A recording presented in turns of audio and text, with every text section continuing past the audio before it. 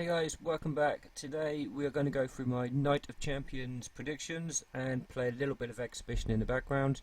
Now, if you guys want me to do another video tomorrow with a recap of Night of Champions, then drop a like or a comment, let me know, and I'll definitely get that up and ready out tomorrow.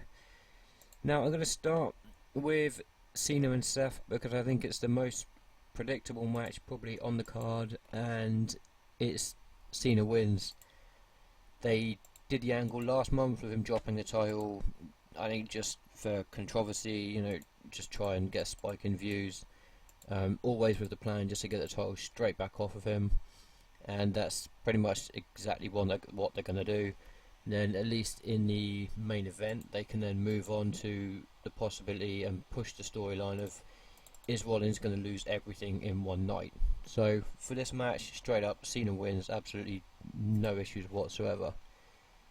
Now, Seth and Sting, I've got tons of issues with, just from the point of view of Sting's had one match in the company and lost, which is a whole other can of worms if we start opening that one up. And then disappears for 6 months, comes back, and then now he's #1 contender for really no reason. This is the kind of crap that pisses people off, but they've done it, it's done, so we'll go with it. Now, there's 3 possible outcomes here. One of them is that Seth retains, and this is obviously after retaining against Cena, which isn't happening, so I think that's out the window. Now, there's 2 other options. He either retains against Sting and then Sheamus cashes in, or he loses to Sting and then Sheamus cashes in. Now, either way, I think by the end of the night Sheamus is cashing in.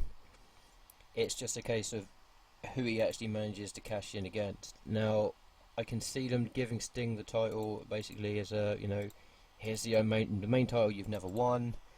You've got it on your resume, even though it doesn't mean anything, but have it for like 5 minutes until Sheamus comes down, kicks your face in, and walks out.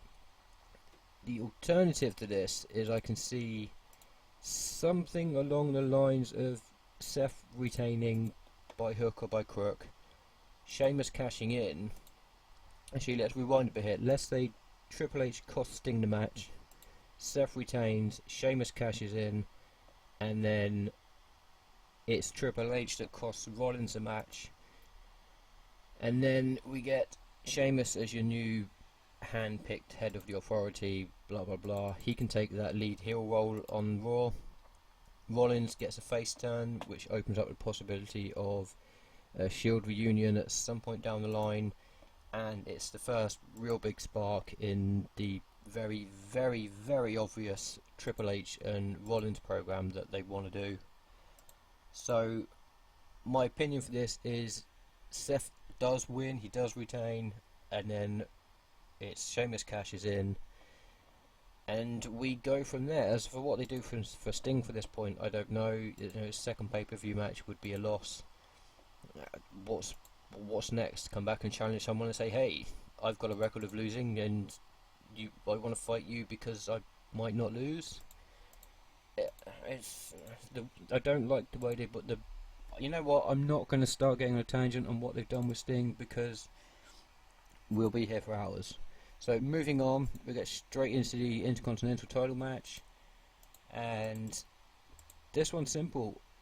I want to say Owens wins, but I'm not going to.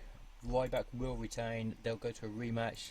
Maybe Owens will win the rematch, but I really don't see that Owens is taking the title tonight. I do think he will win it, and it's probably going to be at the next pay-per-view or the one after. But there is us. That is a really, really nice card. I didn't even know that card even existed. That is really sweet. Yeah, anyway, Owens will be taking the Intercontinental title, but he will not be taking it tonight. Ryback will retain. You know, it's not too much really to say about that. Now, this match I could do a whole hour-long fucking podcast on if I really wanted to. If I added in the whole give Divas a chance, Divas Revolution. There we go. We can speak again. Then it will go from an hour to several hours. Now, obviously, Nikki's broken AJ's record, so WWE, their hands are no longer tied. They don't have to be complete twats and go, oh, we've got to keep it on Nikki for however long we can until she breaks AJ's record, because, you know, AJ married Punk and yet another whole other issue. The big thing for me is if Nikki does lose it tonight, then it becomes really, really obvious that they've just been petty twats. And sorry, no wait. If Charlotte takes the title tonight, it really, really does open up the fact that they've been just petty dicks, basically, and just left the title on Nikki to break AJ's record, and that's it. The only reason. But again, the way this whole angle has worked, they should have had the Divas come in up from NXT, got straight into title challenges and all that kind of stuff, and they went with their stupid triple team crap, which made no real sense on any kind of level. And then somehow they've bounced around and they've got into Nikki versus Charlotte in a title match with no real build up, no real logic. They've just kind of thrown stuff together and gone, you two, you can do it, whatever. Now, it does make sense for finally someone to get the title off Nikki, because it's been pretty fucking boring, to be honest. It's just the same old shit. I mean, the stuff they done on Raw with when she broke the record was the exact same finish pretty much that they did with Paige like 3-4 months ago. I don't remember what pay-per-view it was.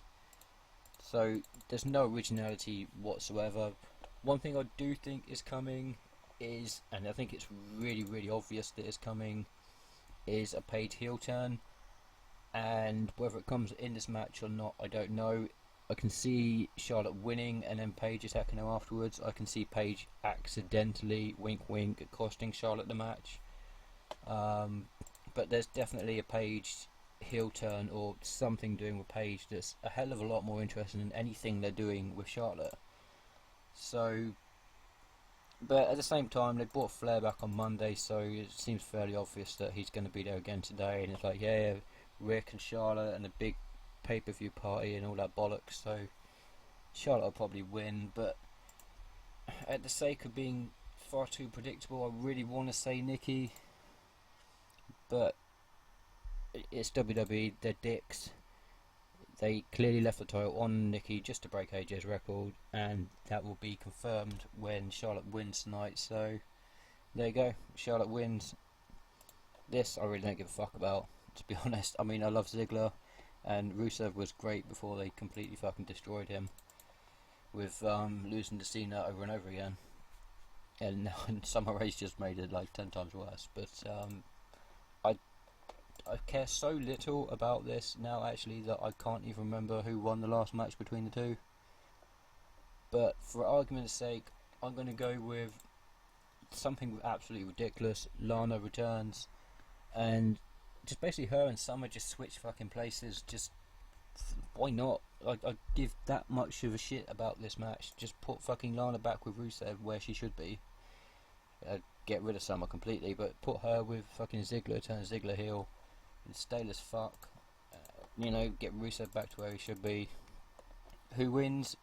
My prediction is that I don't care. Honestly, I don't care. I would flip a coin, but I haven't actually got one to hand. What have I got to hand? I've got a bank card, and it's landed face down, so there you go, face down, Ziggler loses. And moving on from that, we've got let's put Seth and Sting back at the top. We've got tag titles. There is no way in hell that the Dudleys walk back in and walk out with the tag titles within 2 or 3 weeks. Not a chance. They may well win the match by DQ or whatever, but they are not walking out with the titles, and there's no other way for me to put that. They're not winning, end of conversation. Pre-show of fucking Big Ears and the Lucha Dragons against the creepiest photo of Stardust I've ever seen in my life, and the Ascension, who they buried within about 2 weeks of fucking debuting them. The obvious thing is Neville winning, but I guess if I really, really want to further this not very interesting feud, then Stardust teams really has to go over, especially if they want to bring Stephen Amell, whatever the hell his name was, back in again, which really wouldn't surprise me. So we go for Stardust side to win there, and then that brings us to this. Now, who is the third man? That's what not really very many people are talking about at all, to be honest. But there's an interesting poll on the WWE site at the moment. If we can actually get the website to load, which is going in slow motion. Who do we think is going to be the third man in the match? And the poll options are Eric Rowan, Daniel Bryan, The Rock, Chris Jericho, The Undertaker, Ryback, Heath Slater, or an NXT superstar. Now, unless I'm really missing something, 35% of the votes have gone to The Rock. Now, if it was The Rock, they would be promoting the fuck out of this ahead of time. There is no way in hell they would have The Rock on pay-per-view without mentioning it ahead of time. And if I'm wrong on that one, I'll hold my hands up, but absolutely no chance. Next in this poll is Eric Rowan at 24%, which makes the most sense to me. It doesn't make any sense at all from a storyline standpoint. Last time we saw him, he was with Harper before he got injured. So unless they're going to go with, hey, he's come back and he feels like he's been replaced, and that's why he's pissed off and sided with Reigns and Ambrose. But if it's Harper, then it's going to be the world's most... It's basically going to prove that Ambrose and Reigns would be the biggest idiots in the fucking world, because he'll join them and then turn on them by the end of the match, and Wyatt's will be 4 strong and the Wyatts will win. The other options fucking ridiculous. Heath Slater, Ryback, Undertaker. Jericho's an interesting one. I don't actually know if he's due back for like a random appearance, or even what his schedule's like at the moment. Daniel Bryan kind of makes sense, but again, I would hope they would promote it, and I really can't see him coming back for a random 6-man tag match that doesn't really have anything to do with him. The NXT superstar thing is an interesting one. For me, it's got to be someone who's obviously a babyface, because there's no point bringing a heel up and putting them, against other heels. That's just stupid. So for me, it would have to be Samoa Joe, which I'd love to see Joe on the main roster, but it's kind of would be bittersweet if they pull him up, or call him up rather, for this match. He has to really win the match, and if he does that, then straight away he fucks over any momentum that the Wyatts are building. But obviously Wyatt should be kind of used to that by now, so I'll go not with that. It's going to be the very obvious, here comes Rowan, he's a good guy now, and then within like 20 minutes Ambrose and Reigns look like fucking idiots when Rowan stays, or rejoins the Wyatts, and they're 4 strong, and then that's it. Surely it's got to be that. It's got to be that predictable.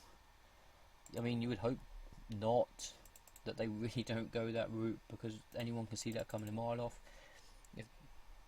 But then again, this is WWE, so what the fuck do you expect? And that's pretty much it. So I'm going to end the video. Well, not here. We'll get the one pull for the loss, and maybe we'll get something. I've been putting good shit all weekend, which will come in another video tomorrow or the day after. Recouping all of that, but there we go. A common Seth Rollins, who is going to end tonight with no titles whatsoever, unfortunately. And instead it will be on Sheamus. And we will be bored every week with 20-minute opening promos of Triple H and Stephanie standing in the corner of the ring while Sheamus stands there and says fella, fella, fella over and over again. But that's my predictions for Night of Champions. As I said, if you like this kind of content, just something a little bit different than the normal kind of thing, then drop a like. If you want me to get a recap up tomorrow, then I say likes, comments, whatever, let me know. Tweet me on Twitter, and I will catch you guys later.